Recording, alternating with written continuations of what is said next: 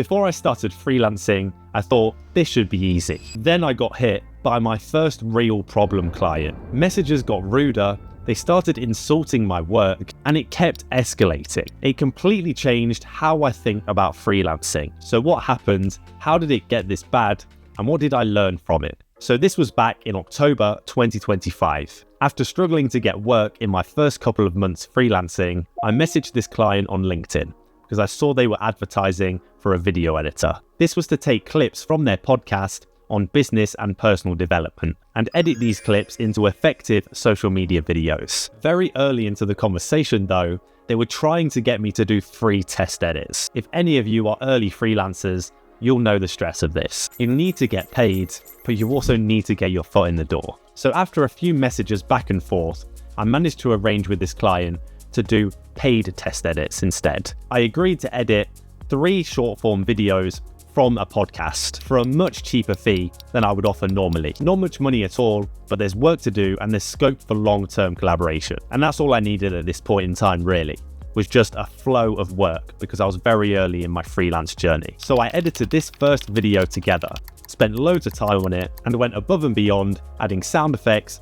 B-roll, captions, the whole lot, making sure that they were definitely going to be happy with it, only for the client to respond blunt and rudely, with no thank you, no manners, and pretty much with just the message, not pleased with this. They also put that there's no music in the edit, which there absolutely was, and the whole interaction was just completely dismissive, with no appreciation for the effort and no understanding that this was the first time we'd worked together. So I'm not gonna lie, this did shock me a little bit, because I hadn't worked with a client that was like this, and everything in my body was kind of drawn to just giving a sarcastic reply or like fighting back. But I absolutely knew that that wasn't the course of action. So I said to myself, okay, maybe once we've gotten to know each other better and I know what they want in an edit better, then this will become much more manageable. So I said something along the lines of, it doesn't always immediately click, like we need to get to know each other better and what you like in an edit. If you let me know what you want changing, I can get the revision to you by the end of tomorrow. Then they came back and said, can't you just do it in a couple of hours? But I very much got the tone that they just thought that video editing and doing this video stuff is just something that can be done in seconds with barely any skill set. And then in that evening, when I probably even shouldn't have been, I went overboard on making this revision probably the best it could be. And I was sure that they were going to come back with a more delighted response. I sent it, woke up in the morning to see the response, it will do. Again, not even a thank you.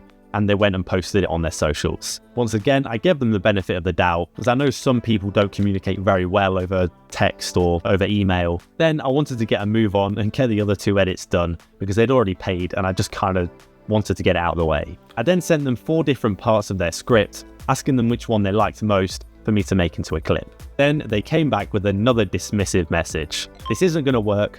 I can't handhold you.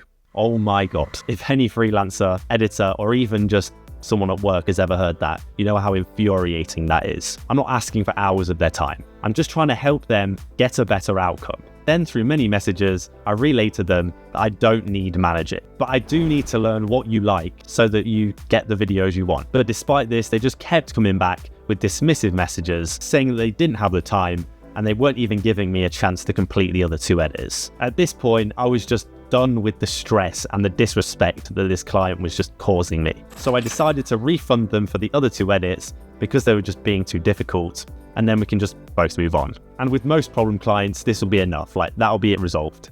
Not this one. Despite me refunding them for the 2 edits I didn't manage to complete, they issued a chargeback on the payment that they made. And if anyone is lucky enough to not know what a chargeback is, it's basically where someone tells their bank, I don't know anything about this payment, which causes loads of issues with your payment processor, your website, or wherever you've taken the payment. And this was just like the cherry on top for me. Like they literally had my edit on their social media, multiple social media channels, getting them views like right then. And as I said a couple of seconds ago, like this chargeback causes issues for my website as well. So I took the payment off a payment link from my website and I had an email saying, oh, like the best course of action is to just refund the whole payment, just so that there isn't that dispute and it causes more issues and takes my whole like payment ability away from my website. So after all that, all have been refunded, and yeah, 3 days of stress, £0 to show for it. But to be honest, I was just so glad to wash my hands of this client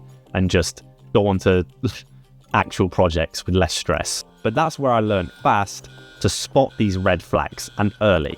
Now, that problem client experience was back in October 2025.